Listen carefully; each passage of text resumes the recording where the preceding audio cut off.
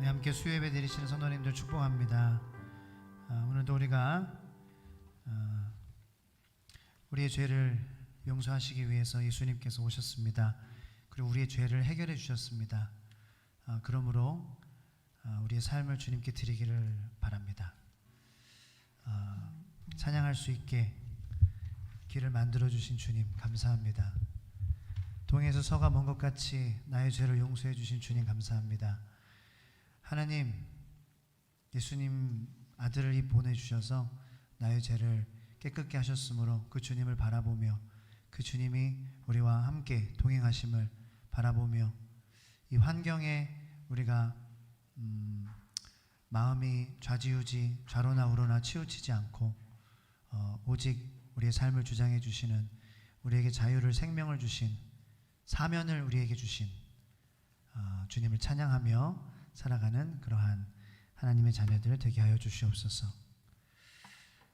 가정에서 예배 드리시는 성도님들도 축복합니다. 네, 주님이 여러분들을 사랑하십니다. 그 주님을 더 사랑하게 하여 주시옵소서.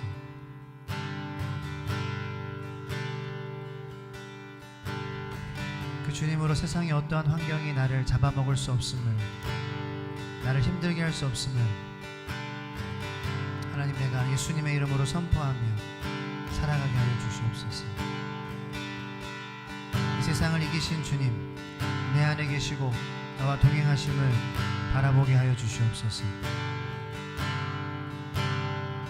십자가의 능력이, 나에게 십자가의 능력이 도가 나에게 하나님의 능력으로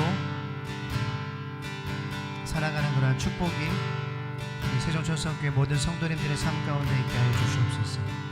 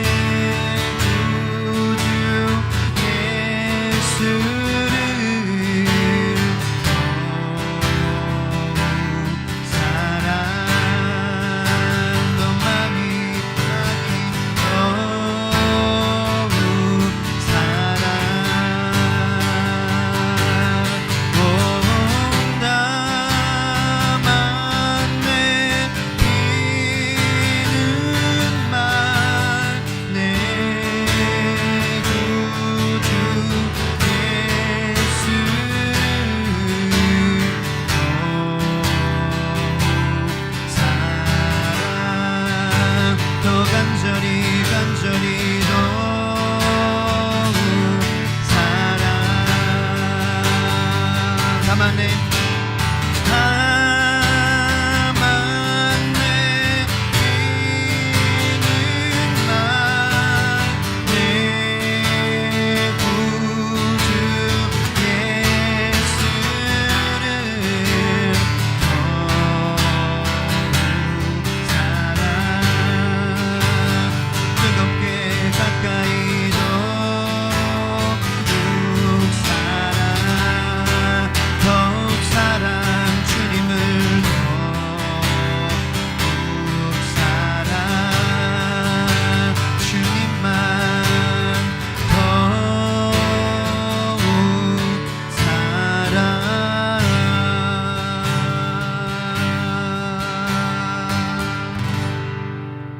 주님을 더욱 사랑하는 우리 세종찬송 공동체가 되기를 예수님의 이름으로 소망합니다. 아멘. 주님을 더욱 사랑하는 것이 우리에게 능력이고 또 우리에게 기쁨인 줄로 이 시간 예배하며 찬양하며 나갑니다. 가능하신 분들은 다 같이 일어나셔서 낮은 나를, 죄인인 나를 사랑하여 주시는 주님, 항상 그러한 마음 가지고 주님 찬양하며 기쁘게 살게 하여 주시옵소서. 함께 찬양하겠습니다. 찬양함의 기쁨을, 감사함의 평안을, 간구함의 하나님 알도록 하셨네.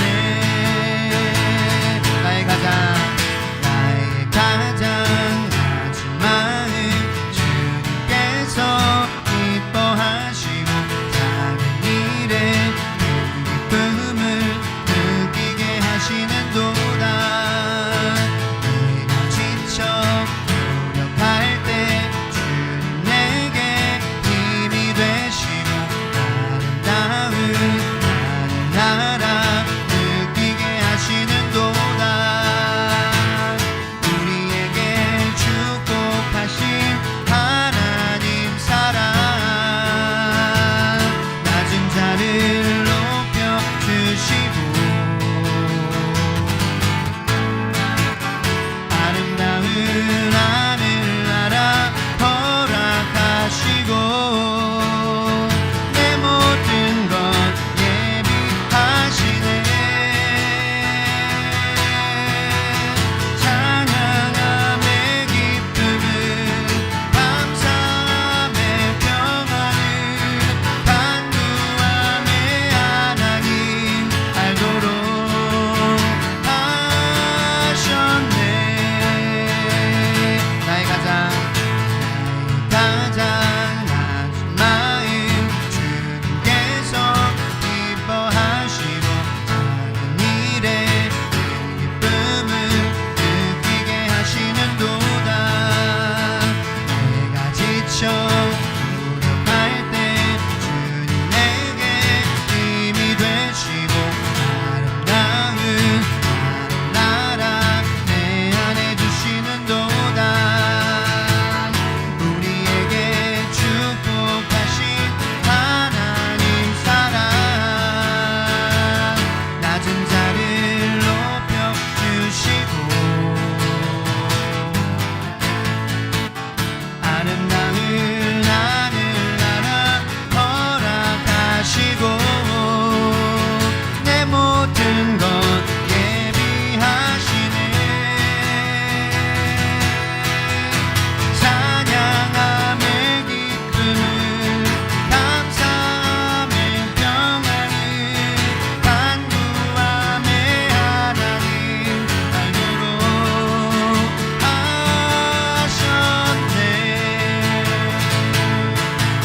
찬양함의 기쁨을, 감사함의 평안을, 간구함의 하나님 알도록 하셨네. 우리에게 축복하신 하나님 사랑, 낮은 자를 높여주시고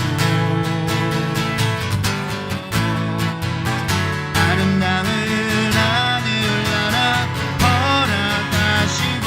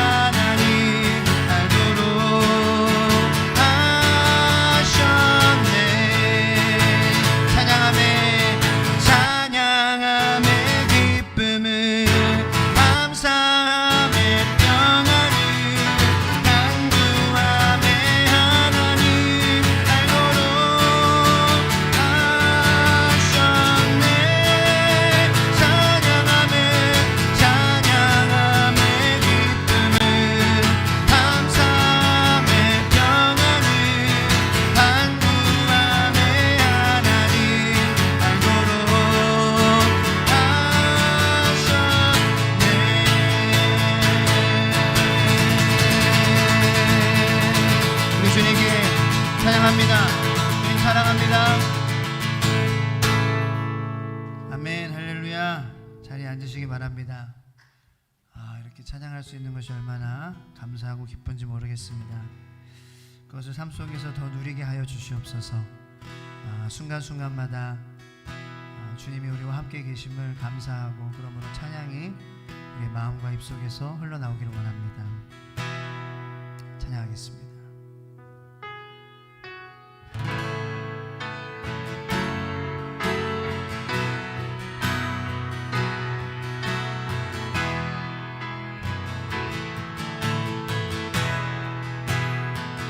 두 손 들고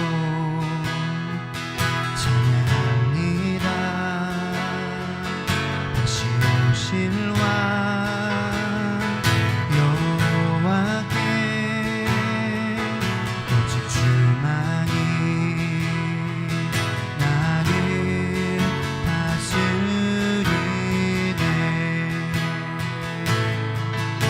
한 번 더 고백합니다. 두 손 들고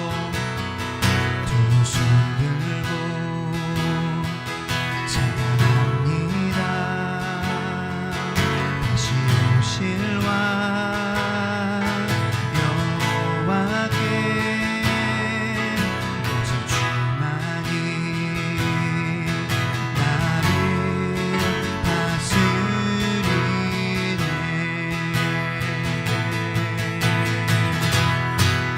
나 주님만을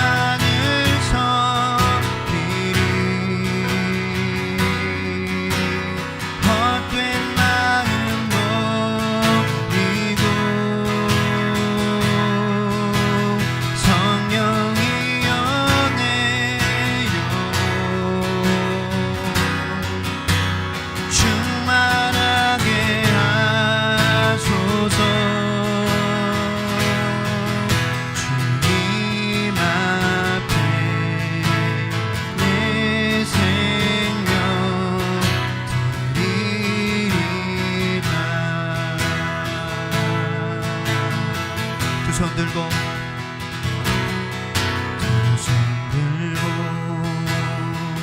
찬양합니다. 나의 신랑 내 구주 예수님께 오직 주만이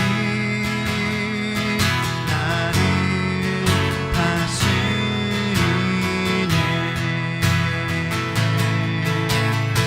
주님만을 섬기리. 헛된 마음 버리고 성령의 연애 영혼 충만하게 하소서. 나 주님만을 섬기리. 나 주님만을 섬기리.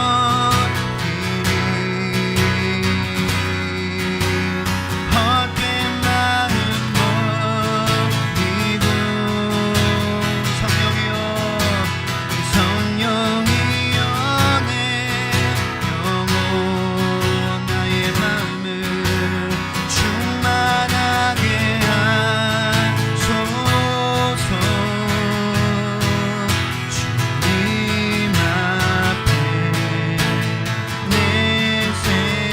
주님 앞에 내 주님 앞에 내 생명 주님 앞에 내 생명 드리리라.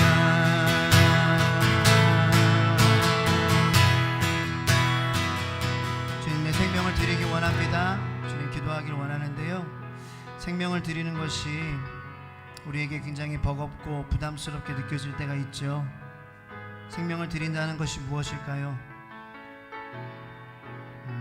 물론 주님을 위해서 죽는 것도 기쁨이고 그리고 영광으로 여겼던 그러한 사람들도 있지만 주님이 우리의 목숨을 원하시는 건 아니죠. 주님 우리 살기를 원하시고 죽으라는 게 아니에요. 희생하라는 게 아니에요. 그런 세상에 만들어 놓은 그런 신 다 바쳐야 되는 그런 하나님 아닙니다. 하나님은 우리에게 관계를 원하십니다. 생명을 드린다는 것은 주님과 관계하겠습니다라는 거겠죠, 그죠? 여러분들의 이 찬양 고백처럼 삶 가운데서 주님, 내가 제 마음을 다스려 주시옵소서. 이 관계잖아요. 주님, 제 마음이 지금 이래요. 제 마음이 지금 이런 상황이에요. 이렇게 어려워요. 이렇게 힘들어요. 이렇게 지쳐요. 하나님, 내 마음을 다스려 주세요. 주님, 지금 내 옆에 계시니 주님 말씀하시면 내 마음이 잔잔해질 줄로 믿습니다. 왜? 그 말씀으로 모든 것을 이루실 수 있는 하나님이시기 때문에. 그러므로 주님 다스려 주세요 라고 우리가 주님과 관계하며 나아가는 것이 아닐까요? 찬양 고백처럼 나 주님만을 섬기리 헛된 마음 버리게 해주세요. 하나님, 세상 살아가는데 내가 헛된 마음 가질 때가 너무 많습니다. 주님, 헛된 마음 버릴 수 있도록 성령님 도와주세요 라고 주님께 도움을 요청하는 것, 그것이 주님께 생명을 드리는 것이 아닐까 생각합니다. 하루하루 그렇게 살며 주님과 관계하며 주님께 생명을 드리는 여러분들 되기를 예수님의 이름으로 축복합니다. 그것이 우리 기도 제목 되기를 원합니다. 우리 시간 함께 이 찬양 가사를 생각하며 주님께 관계하기 원합니다. 생명 드리기 원합니다. 주님이 계신 것 인정하기 원합니다. 우리의 마음을 주장하여 주시고 다스려 주시옵소서라고 주님께 나아가는 그러한 저희들 되게 하여 주시옵소서. 간절히 기도하겠습니다. 주여, 주님만을 섬기리 헛된 마음 버리고 성령이여 내 영혼 충만하게 충만하게 충만하게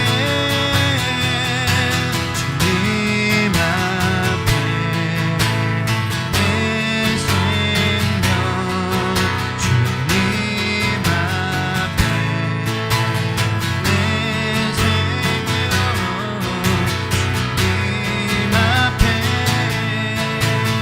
내 생명 드리리라. 다시 한번 찬양하겠습니다. 나 주님만을 섬기리 헛된 마음 버리고 성령이여 내 영혼 충만하게 충만하게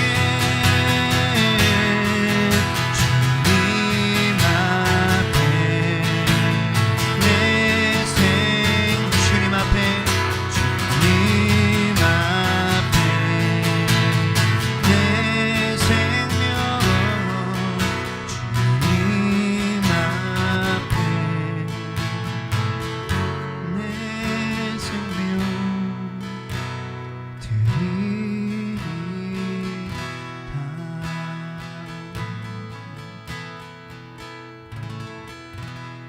주님, 이렇게 고백하기가 참 부끄럽고 죄송스럽습니다. 내 생명을 드리리다라고 이야기하기가 참 부끄럽습니다. 주님이 그렇게 하셨잖아요. 우리를 위해서 생명을 주셨잖아요. 그것이 정말 쉽지 않은 것을 생각할 때 주님의 사랑이 정말 크구나 라는 것을 깨닫습니다.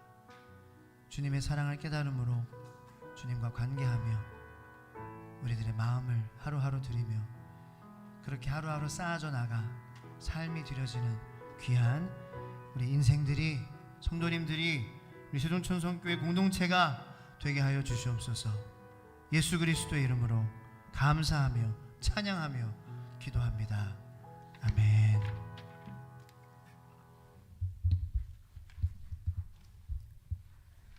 오늘 하나님께서 우리에게 주시는 말씀은 사무엘하 18장 28절부터 33절 말씀입니다. 구약성경 494쪽입니다. 주여 감사합니다. 사무엘하 18장 28절부터 33절 말씀입니다.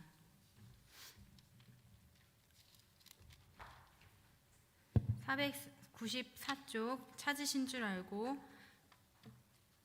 교독하도록 하겠습니다. 아히마아스가 외쳐 왕께 아뢰되 평강하옵소서 하고 왕 앞에서 얼굴을 땅에 대고 절하며 이르되 왕의 하나님 여호와를 찬양하리로소이다. 그의 손을 들어 내 주 왕을 대적하는 자들을 넘겨주셨나이다 하니 아히마아스가 대답하되 요압이 왕의 종 나를 보낼 때에 크게 소동하는 것을 보았사오나 무슨 일인지 알지 못하였나이다 하니 왕이 이르되 물러나 거기 서 있으라 하매 물러나서 서 있더라. 굿수 사람이 이르되 말하되 내 주 왕께 아뢰 소식이 있나이다. 여호와께서 오늘 왕을 대적하던 모든 원수를 갚으셨나이다 하니 왕이 굿수 사람에게 묻되 젊은 압살롬은 잘 있느냐? 굿스 사람이 대답하되 내 주 왕의 원수와 일어나서 왕을 대적하는 자들은 다 그 청년과 같이 되기를 원하나이다 하니 왕이 마음이 심히 아파 문 위층으로 올라가서 우니라. 그가 올라갈 때에 말하기를 내 아들 압살롬아 내 아들 압살롬아 차라리 내가 너를 대신하여 죽었다면 압살롬 내 아들아 하였더라. 아멘. 잠깐 기도하고 말씀 전하도록 하겠습니다.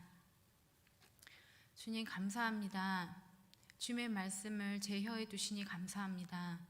하나님, 오직 하나님께서 원하시는 말씀, 주님이 전하시고 싶어 하시는 그 마음만을 전하기를 원하오니 저의 혀에 하나님 아버지 필요 없는 말씀을 거두어 주시옵소서. 하나님 꼭 필요한 말씀이 전해지게 하시고 그 말씀이 여기 계시는 귀한 성도님들의 마음에 전해져서 귀한 열매 맺는 말씀 되게 하여 주시옵소서. 감사드리며 예수 그리스도의 이름으로 기도합니다. 아멘. 여기 한 남자가 있습니다. 자식이 죽었다는 소식을 방금 들은 아버지입니다. 이 아버지는 너무나 괴로워서 다른 사람이 보이지 않는 위층으로 올라가 모든 것을 내려놓고 옵니다. 너무나 슬픈 나머지 울기 위해 올라가는 도중에도 혼잣말을 하며 옵니다. 내 아들아, 차라리 내가 너를 대신해서 죽었으면 얼마나 좋았을까. 내 아들아. 이렇게 우는 이 사람 누구입니까? 그렇습니다. 우리가 너무나 잘 아는 왕 다윗입니다. 저도 이 말씀을 처음 읽었을 때 처녀임에도 불구하고 자식을 잃은 그 다윗의 마음에 너무 감명을 받아서 많이 울었던 기억이 있습니다. 그런데 사실 다윗이 압살롬을 잃고 우는 이 장면에는 마냥 감동받으며 울 수만은 없는 숨은 스토리가 있습니다. 저와 함께 그 이야기 속에 한번 들어가 보시겠습니다. 다윗에게는 9명 이상의 정실 부인이 있었다고 합니다. 후궁들도 있었고요.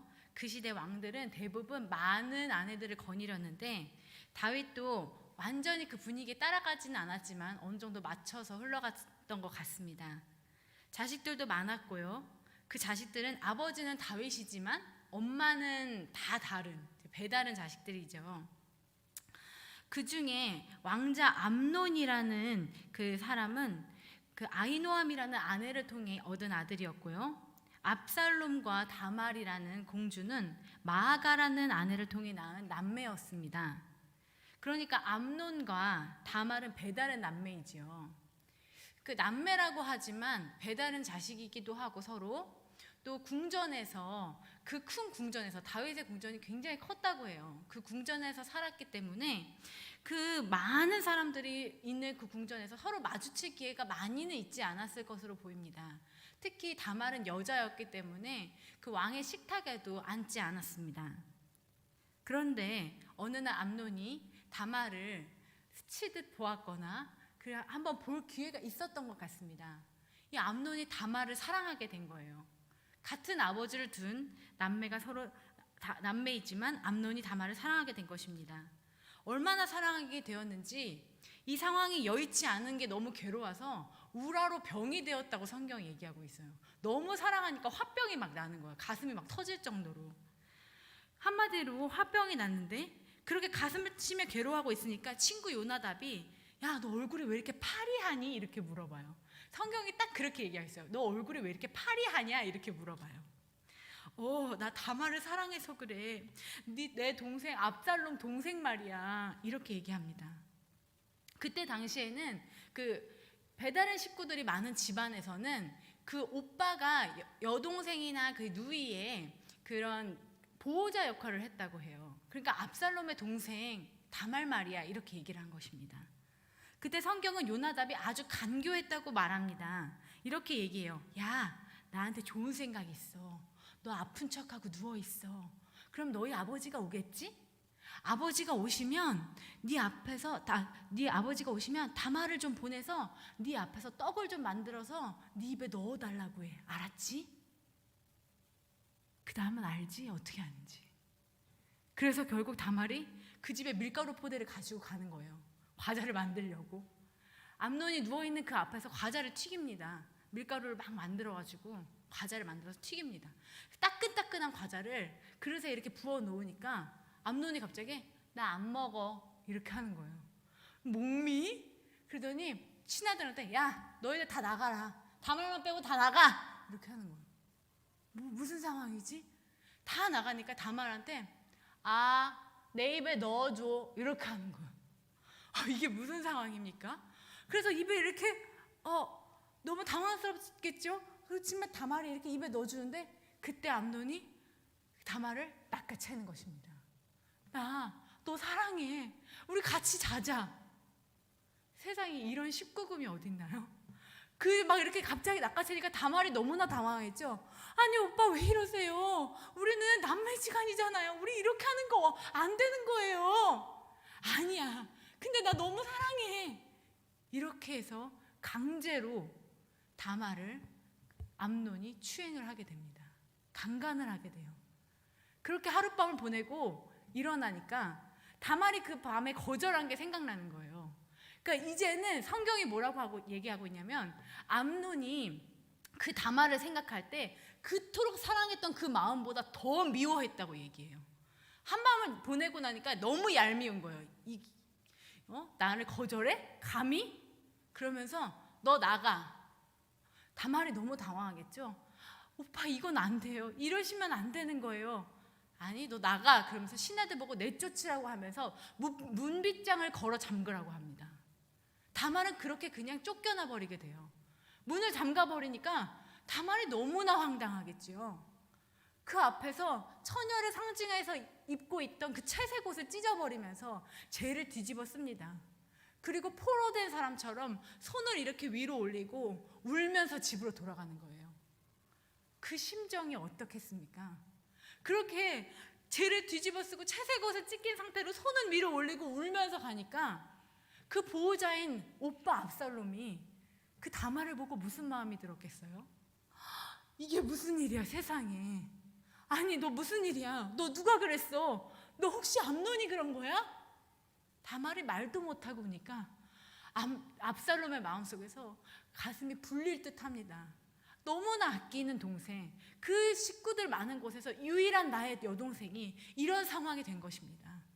너 지금은 잠깐 있어. 내가 알아서 할게. 잠깐만 있어. 너 아무 걱정도 하지 마. 다말을 위로해 주지만 다말은 압살롬의 집에서 처량하게 지내게 됩니다. 그 일이 있은 2년이 지났습니다. 이런 일이 일어납니다. 어느 날 압살롬이 다윗 아버지에게 나아가서 말을 해요. 아버지, 제가 양털 깎는 행사를 좀 하려고 해요. 아버지, 종들과 함께 좀 저를 구경하러 오시죠. 그때는 겨울과 봄 사이에 양털을 깎는 행사를 했다고 해요. 그러니까 압살롬이 그것을 자기가 주최하겠다고 얘기하고 있는 거예요. 그런데 다윗이 거절을 합니다. 괜찮아. 내가 너 행사하는 데 가면 괜히 시끌벅적해지고 방해만 되지 뭐. 너희들끼리 잘하고 와. 그러니까 압살롬이 이런 얘기를 합니다. 아버지, 그럼 안 오실 거면 형 암논이라도 초대해 주세요. 그래서 결국 형 암논과 모든 형들이 압살롬의 양털 깎는 행사에 초대돼서 멀리 나가게 돼요. 거기서 무슨 일이 있었을까요? 왠지 쎄한 기분이 들지 않으세요? 압살롬이 형들에게 잔치상을 벌여서 거나하게 취하게 만든 다음에 암논을 신하들을 시켜서 무자비하게 죽여버립니다. 복수를 하는 거예요. 이 소식이 다윗성에 정해지고 다윗은 혼미백산해요. 드러누워서 울었다고 해요. 아마도 이런 성경적인 기록을 볼 때 다윗이 본디 자식을 사랑하는 마음이 굉장히 컸던 사람인 것 같아요. 드러누워서 울면서 너무나 괴로워했어요. 매일매일 슬퍼했대요. 그러면서 다윗은 압살롬을 향해서도 마음을 잊지 못했대요. 왜냐하면 그 마음을 어느 정도는 이해할 수 있었겠죠. 왜 압론을 죽였는지 뻔히 아는 상황이었겠죠. 그리고 몇 년 후에 압살롬은 여차저차한 과정을 통해서 돌아와서 아버지와 화해를 합니다.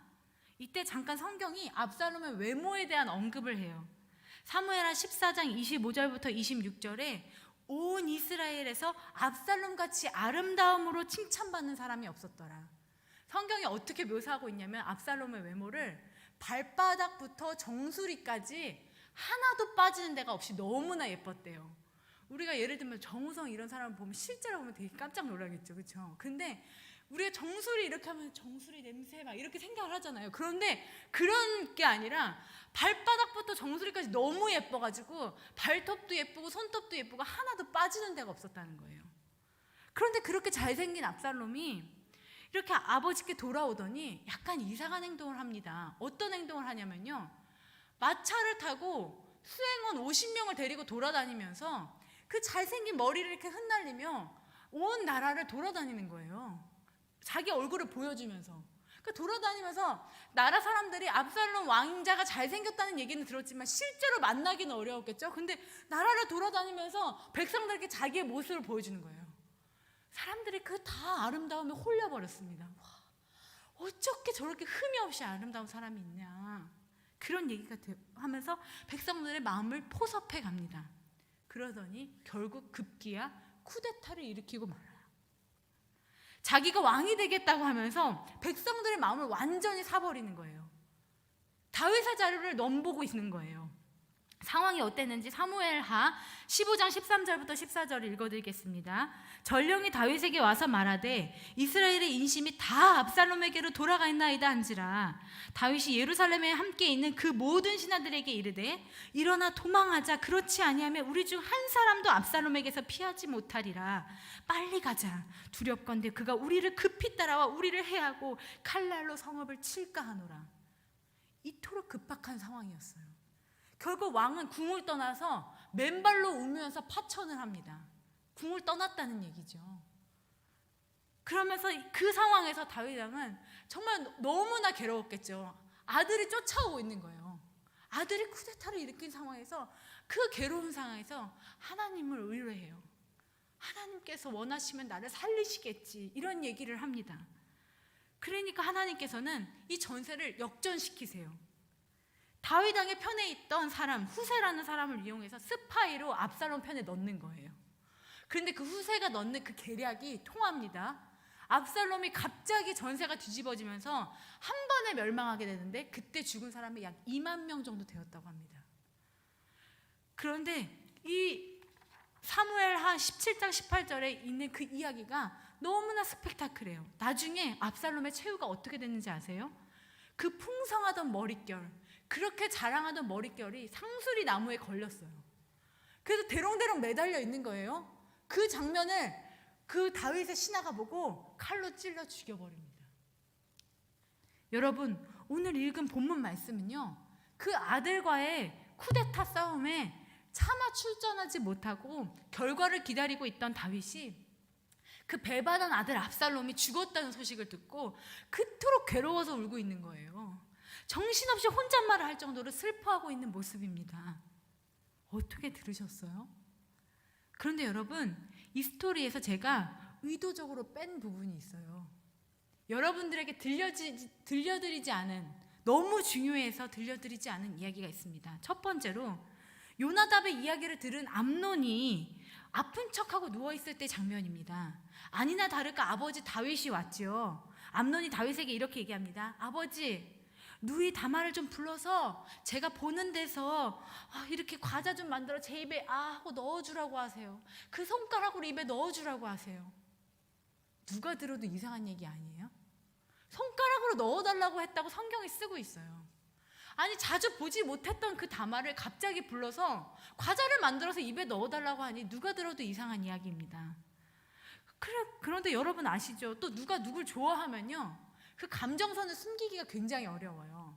누가 누구를 짝사랑하면서 나 이거 비밀이야. 나 걔 좋아하는 거 절대 비밀이야. 아무한테도 얘기하지 마. 이러잖아요. 그러면은 그 비밀은 자기만 비밀이에요. 다 알아요. 왜냐면 그 사랑하는 감정을 숨길 수가 없기 때문에. 그 암논이의 마음이 숨겨졌겠습니까?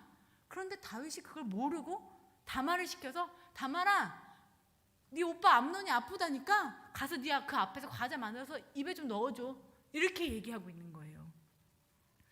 또 제가 스킵한 부분이 있습니다. 이 사건이 벌어진 후에 다윗이 이 일을 알게 돼요. 되게 화를 많이 냈대요. 그런데 아무런 대처도 하지 않아요. 화가 났긴 났는데 압살롬과 다말을 불러가지고 위로한 것도 아니었고요. 암논을 불러서 혼을 낸 것도 아니었어요. 훈계도 하지 않았어요. 그냥 화만 낼 뿐 그렇게 그 사건이 지나가고야 말았습니다. 두 번째 장면에서 압살롬이 양털깎기 행사를 하고 아버지를 먼저 초대하는 장면입니다. 아버지 제 양털깎기 행사에 오세요. 그럼 아버지 못 오시면 형 암논이라도 초대해 주세요. 여러분이 장면 생각해 보세요. 2년 전에 다말과 암논 사이에 강간 사건이 있었는데 이 사건은 궁전에서 엄청나게 큰 사건이었어요. 왕자와 공주가 서로 관계를 하는 비밀이었겠지만 너무나 공공연한 비밀이었겠지요. 그 사건을 다윗이 잊을 리가 없습니다. 조금만 생각하면 보호자였던 압살롬이 암논을 좋아할 리가 없어요. 그런데 그런 암논을 초대하는데 이상한 감정을 못 느꼈을까요? 거기에서 다윗은 그래 그럼 형들까지 다 가. 하마터면 모든 왕자들을 위험에 빠뜨릴 뻔했던 너무나 우매한 아버지가 되는 이 사건이 아니겠습니까? 마지막 사라진 장면입니다. 압살롬이 복수한 후에 몇 년 뒤에 왔을 때 압살롬은 아버지를 보고 싶어 해요. 아버지와 뭔가 회포를 풀고 싶었던 것 같아요. 아버지 내가 이렇게 해서 암논을 죽였는데 이런 얘기 하고 싶지 않았을까요? 그런데 다윗이 압살롬이 아픈 손가락이었던 것 같습니다. 다윗이 압살롬을 만나주지를 않아요. 그래서 막 신하들이 이렇게 동원해서 하니까 그래 뜨뜻미지근한 키스로 화해를 하긴 하지만 그 뒤로 압살롬과 진지한 대화를 나눴다는 얘기가 한마디도 없습니다. 여러분 제가 이 세 장면을 왜 지웠는지 의도적으로 말씀드리지 않았는지 아실까요? 지금 이 스킵한 부분의 전개를 이어보면 결국 다윗은 딸 다말이 암논에게 강간하는데 일조한 주요 관계자가 됩니다. 또한 압살롬이 암논을 죽이는데도 다윗이 단단히 한몫을 하게 돼요. 그리고 결국 몇 년 동안 아버지를 만나고 싶어하고 대화를 나누고 싶어했던 압살롬의 마음을 읽지 못해서 압살롬의 분노를 일깨우고 쿠데타도 막지 못한 상황이 되었어요. 도대체 우리가 사랑하고 존경하는 그 멋진 왕 다윗이 왜 이렇게 하고 있는 것이죠? 이 이야기는 이 모든 사건이 바로 있기 전에 있는 성경의 부분을 찾으면 알 수 있어요. 바로 암논과 다말의 사건이 있기 직전인 사무엘하 11장의 이야기입니다. 바로 다윗과 밧세바의 이야기지요. 다윗이 지붕 위를 거닐다가 목욕하는 여자를 보았습니다. 그 여자는 다윗의 부하 우리아의 아내 밧세바였어요. 그 밧세바를 가로챈 값으로 하나님이 벌을 내리시는데 첫 번째, 밧세바가 임신한 그 아이는 죽을 것이다. 두 번째, 너희 집안에서 칼이 영원히 끊기지 않을 것이다. 세 번째, 너도 내 아내들을 내 이웃들에게 주게 될 거다. 내 아내들이 다른 남자들과 동침하는 것을 너희도 보게 될 것이다. 이쯤 되면 우리가 이런 생각이 들어요. 그러니까 이 세 가지 벌 중에 두 번째 벌인 너희 집안의 칼이 영원히 떠나지 아니하리라 한 이것 때문에 지금까지 이런 사건이 일어났구나. 그런데 좀 이어서 이런 생각이 들지 않으세요? 하나님 진짜 가차없네. 너무 무서운 하나님이네. 나중에 다윗이 회개도 하는데 너무하신 거 아니야? 그 밧세바 사건 하나로 이렇게 자식들을 싹 망가져버리고 괴롭게 하시다니. 언제나 다윗을 마음에 합한 자라고 하시더니 아니 하나님 너무하신 거 아니야? 여러분도 저도 이런 생각하실 때 있지 않으세요? 나 이만큼 했는데 나 하나님 이렇게 많이 사랑하는데 아니 이렇게까지 하시다니 하나님 진짜 너무하신 거 아니야? 하나님 너무 가차없으시네. 그런데 우리는 이 밧세바 사건을, 밧세바를 강간해서 다윗이 벌을 받은 사건, 이 딱 한 가지로만 보지만요, 이 사건이 나오는 11장을 하나님의 눈으로 보기 원합니다. 첫 번째 1절부터 하는 이야기에서 부하들은 다 전쟁에 나가고 분명히 왕이 나갔어야 되는 전쟁이라고 성경이 얘기하고 있어요. 그런데 다윗이 그 왕들이 나가야 하는 전쟁에 나가지 않고 옥상을 거닐면서, 이 나라 너무 좋네. 내가 수고해서 얻은 이 나라 너무 좋다. 두 번째, 그 여자를 봤어요. 저 여자 누군지 알아봐. 세 번째, 그 여자가 누군지 알았습니다. 충신 우리아의 아내래요. 그 여자를 데리고 와서 밤을 보냅니다. 네 번째, 결국 그 여자가 임신을 했습니다. 성경에서는 우리아를 충신 중에 충신이라고 얘기하고 있어요. 그러나 다윗이 그 우리아를 불러서 집에 가서 자라고 하는 거예요. 왜냐하면 밧세바가 임신을 하니까 우리아와 밧세바 사이에 낳은 아이로 위장을 시키기 위해서 지금 전쟁 중에 우리아를 불러서 집에 가서 하룻밤 자고 와, 이렇게 하는 거예요. 다섯 번째, 충신 우리아가 전쟁 중에 지금 다들 고생하고 있는데 제가 어떻게 잠을 잡니까? 저는 잠을 안 자겠습니까? 하고 거절을 해요. 그런데 한 번만 더 집에 가서 자고 그럼 내일 전쟁에 나가라고 합니다. 여섯 번째, 그래도 우리아가 자지 않으니까 결국 편지를 쓰는데 우리아의 선임인 요압에게 우리아를 전쟁의 가장 살벌한 곳에 나가서 보내 죽게 해라. 그런데 우리 다윗이 어떻게 이럴 수가 있습니까? 그 편지를요, 우리아의 손에 달려 보내는 거예요. 우리아를 죽이라는 그 편지를 우리아의 손에 달려서 보내는 그 잔인함은 어디에서 나오는 것입니까? 여섯 번째, 그렇고요. 일곱 번째, 그리고 마지막에 결국 그 우리아가 죽게 되니까 한다는 말이, 칼은 원래 이 사람이나 저 사람이나 다 죽게 만들지 내 잘못 아니야.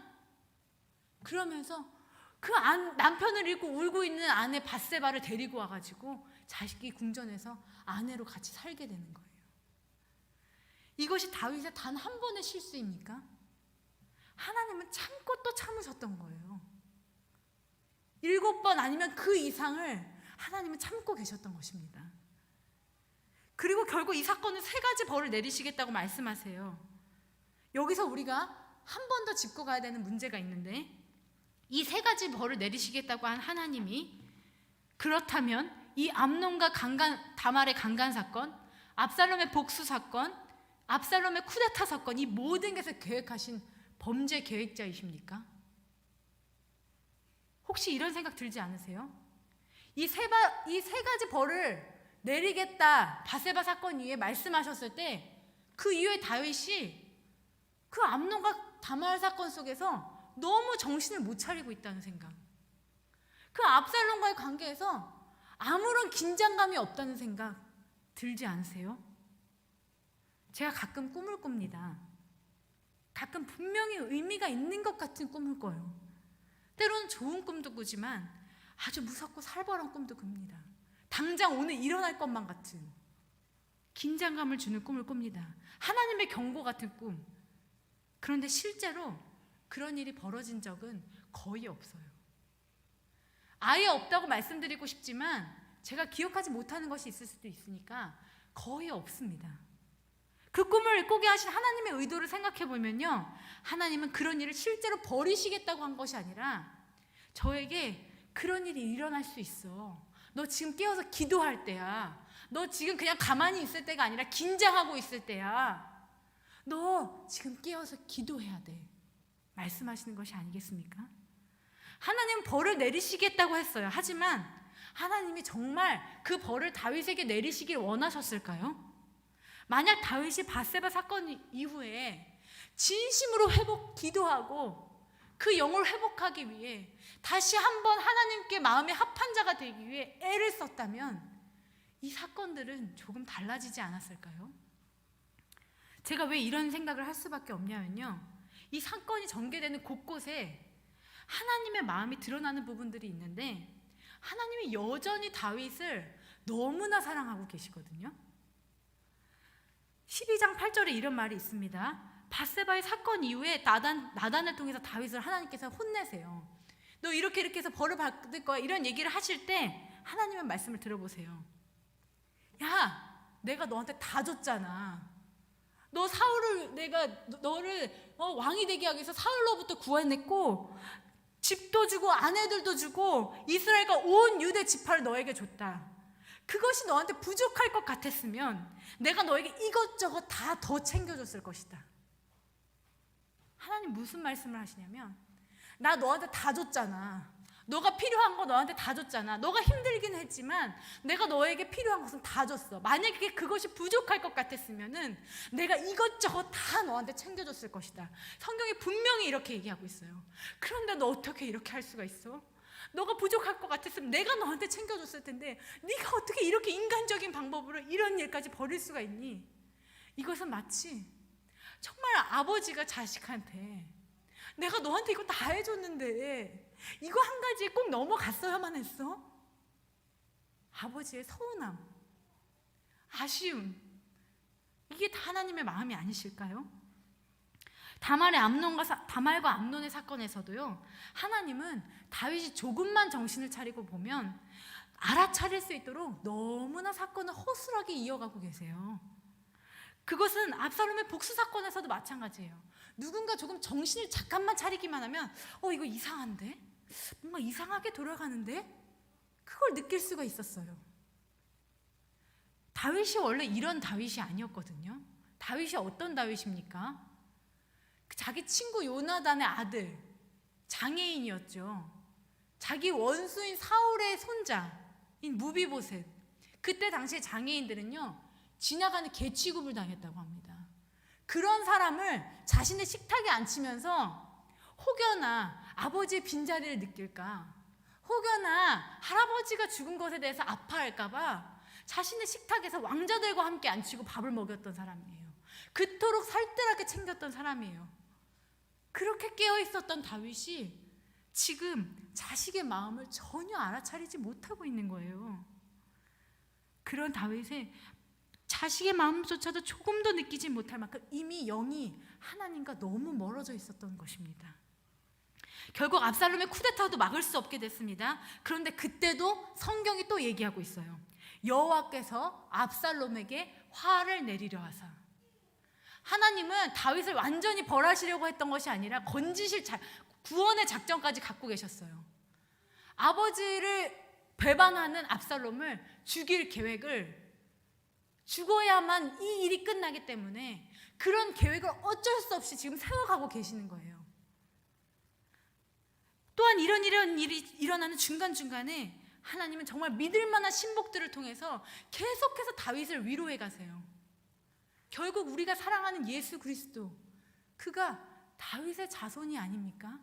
다윗을 통해 태어나는 거예요. 여러분, 이 이야기를 통해서 우리가 깨닫게 되는 것은 무엇입니까? 하나님께서 왜 이 사건을 성경을 통해서 길게 적어나가고 계시는 겁니까? 그래서 왜 우리에게 보이게 하시는 거예요? 이것은 하나님에게도 뼈아픈 사건이 아닙니까? 사랑하는 다윗이 하나님을 배반하고 하나님을 멀리하고 있는 그 모습, 하나님도 아프시지 않았을까요? 하나님은 다윗이 비록 범죄하였고 그 이후에도 하나님과 전처럼 영적으로 깨어있지 못했지만 여전히 다윗을 사랑하셨어요. 그럼에도 불구하고 깨어있지 않은 다윗은 인과적으로 자식들의 아픔과 움직임에 제대로 대처할 수가 없었습니다. 다윗은요, 사실 누구보다 누릴 만한 자격이 있는 사람이에요. 이전까지 다윗은 정말 수많은 고난을 겪었어요. 드디어 왕이 되었고, 왕이 되어서도 수많은 전쟁을 치르며 피를 봤던 사람입니다. 그러나 그 와중에도 늘 하나님과 함께 있기에 성경은 이렇게 얘기합니다. 그가 가는 곳마다 하나님께서 이기게 하셨더라. 그 어려움 중에도 하나님을 의뢰하는 다윗을 하나님 너무 예쁘게 보셨던 거예요. 가는 곳마다 이기게 하셨대요. 그렇습니다. 우리 집 그 누구보다 세상을 누릴 자격이 있는 그런 다윗이었어요. 누가 다윗보다 우리 지금 쉴만한 자격이 있는 사람이 있나요? 그런데 하나님은 밧세바의 사건이 이어지는 내내 말씀하셨을 거예요. 다윗, 제발 지금이야. 지금 그만둬야 돼. 이제 마지막 기회야. 지금 돌이키지 않으면 안 돼. 마귀가 너를 삼키려고 한단다. 너의 집안을 멸망시키려고 한단다. 지금이 그때이다. 돌이켜라 제발. 하나님은 아셨을 거예요. 깨어있지 않으면 그 가정이 살 수 없다는 것을, 마귀의 밥이 될 수밖에 없다는 것을, 이제는 내가 세상을 누릴 만한 자격이 된다고 생각하는 그때에 그것이 영적으로 우매하게 만들고 부모로서 자녀의 문제에 제대로 대처하지 못해 자녀를 위험에 빠지게도 할 수 있다는 것을 하나님 분명히 알고 계셨어요. 여러분, 저는 좋은 엄마가 아니에요. 보이면 아시죠? 그냥 막 방목합니다. 밥도 잘 안 먹일 때도 많고요. 하지만 조금만 정신을 안 차리면 저는 제 자식보다 제가 하고 있는 일이 더 중요해요. 제 삶이 더 중요하고, 사실은 제가 제 삶이 하나님 하는 일보다 더 중요할 때가 많아요. 하지만 제가 포기하지 않으려고 노력하는 것은 하나님 앞에서 살기를 포기하지 않아요. 이 자녀를 위해서 할 수 있는 거 별로 없지만 딱 한 가지, 내가 하나님 앞에서 깨어있는 거. 그렇지 않으면 이 자녀가 끝까지 하나님의 자녀로서 살 수 없다는 것을 알고 있기 때문입니다. 여러분, 마귀는 하나 되어 있는 것을 파괴하는 전문가들이에요. 마귀는 우리 가정을 파괴하고, 우리 교회를 파괴하고, 우리 나라를 파괴하려고 합니다. 그 중에 가장 중요하고 가장 첫 번째, 가정을 파괴하기 위해 우리를 시시콜콜이 바라보고 있습니다. 그때 우리가 다윗처럼 때로는 누릴 자격이 있더라도, 쉴만한 자격이 있더라도 깨어서 기도해야 되지 않겠습니까? 하나님, 우리 자녀들을 불쌍히 여겨주시옵소서. 우리 교회의 자녀들을 불쌍히 여겨주시옵소서. 우리 교회의 자녀들이, 우리 아이들이 끝까지 예수님 믿는 자녀로 살 수 있도록, 끝까지 이 삶을 완주할 수 있도록, 믿는 자들의 삶을 완주할 수 있도록 주님 불쌍히 여겨주시옵소서. 기도해야 되지 않겠습니까? 이 시간 우리가 그런 기도를, 내가 쉬고 싶었지만, 때론 누리고 싶었지만 기도하게 하여 주시옵소서. 하나님과 영이 멀어지지 않도록 나를 불쌍히 여겨 주시옵소서. 나를 멀리 두시지 마시고 주의 영에 가까이 더 주시옵소서. 주님의 이름을 부르며 기도하시겠습니다. 주님, 주여, 주님 도와주시옵소서. 아버지 도와주시옵소서.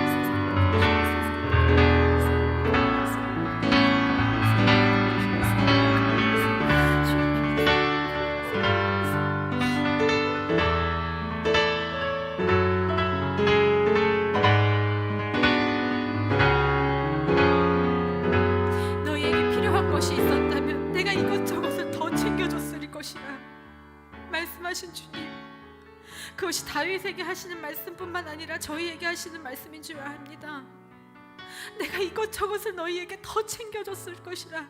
나에게 말했더라면 내가 너에게 더 챙겨줬을 것이니라. 주님은 말씀하십니다. 너희는 스스로 조심하라. 그렇지 않으면 방탕함과 술취함과 생활의 염려로 마음이 둔하여지고 뜻밖의 그날이 덫과 같이 너희에게 임하리라. 이날은 온 지구상에 거하는 모든 사람에게 이 말이라.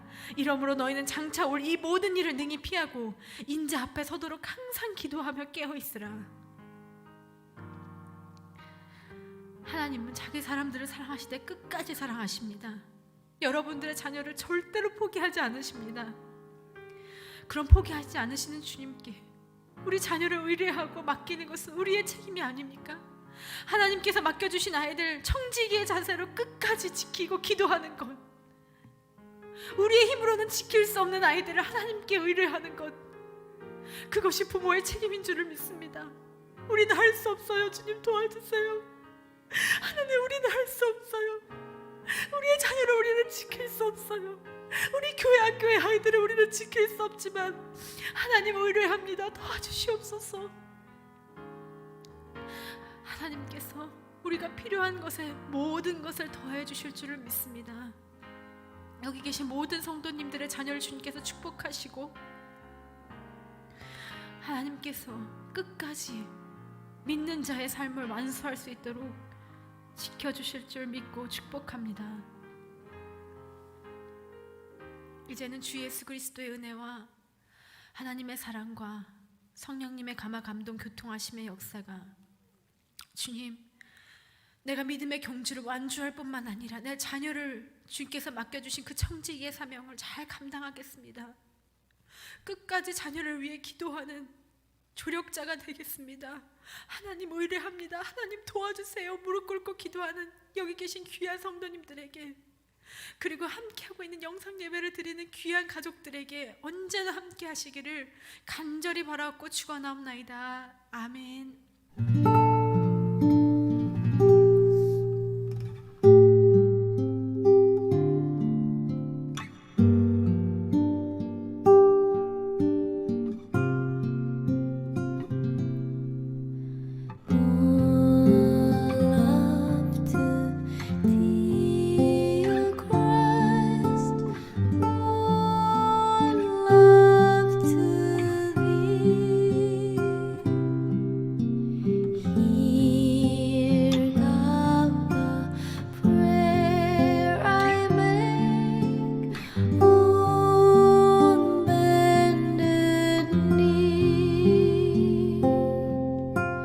To